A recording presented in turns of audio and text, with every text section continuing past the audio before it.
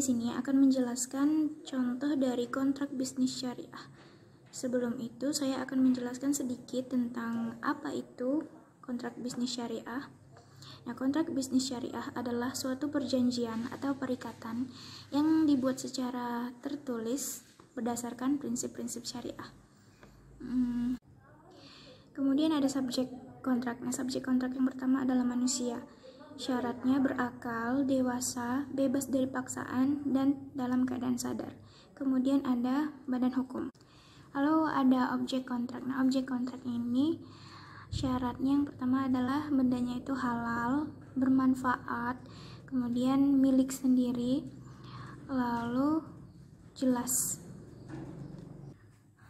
Kemudian saya akan menjelaskan tentang struktur dari kontrak bisnis menurut Ray Wijaya. Yang pertama itu adalah judul, yang kedua pembukaan, ketiga komparisi, keempat premis, kelima isi perjanjian, keenam penutup, dan yang terakhir tanda tangan para pihak. Baiklah, itu saja penjelasan dari saya tentang kontrak bisnis syariah. Kemudian masuk ke contoh kontrak bisnis syariah. Nah, ini adalah contoh dari kontrak bisnis yang menggunakan akad murabahah. Di situ tertera tanggal dan kapan di mana kontrak ini dibuat. Lalu ada identitas para pihak.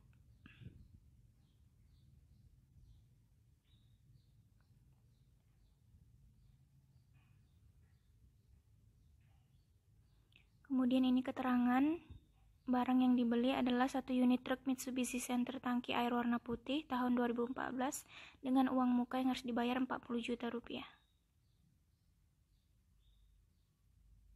Kemudian ini masuk ke isi dari kontrak.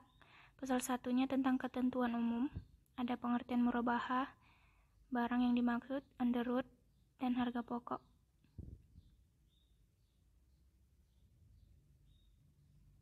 Lalu pasal 2 tentang pembiayaan dan tujuan penggunaannya. Ada harga pokok, margin keuntungan, dan jumlah pembiayaan. Kemudian jumlah pembiayaan dikurang dengan uang muka yang telah dibayar, yaitu 40 juta rupiah. Pasal 3 tentang hak dan kewajiban.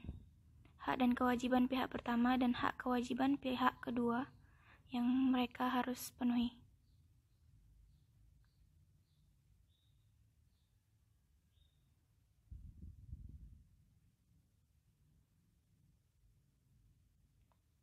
Lalu pasal 4 tentang jangka waktu dan cara pembayaran. Jangka waktunya itu 23 bulan. Kemudian cara pembayarannya dilakukan secara angsuran setiap tanggal 5 sampai 15.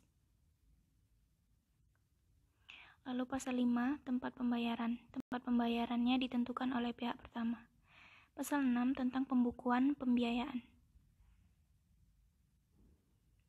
Lalu pasal 7 cedera janji dan akibat cedera janji. Ini adalah hal-hal yang dapat menyebabkan pembatalan kontrak.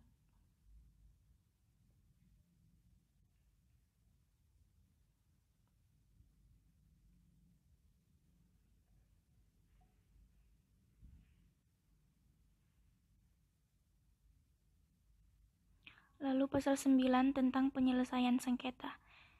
Penyelesaian sengketanya mereka menggunakan musyawarah, tetapi apabila musyawarah tidak juga menyelesaikan permasalahan, mereka akan mengajukan ke Badan Arbitrase Muamalat Indonesia.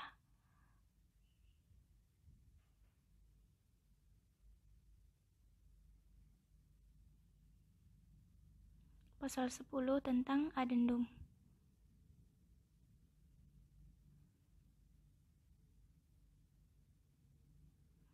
Lalu pasal 11 penutup yang isinya tanda tangan para pihak dan nama saksi masing-masing pihak.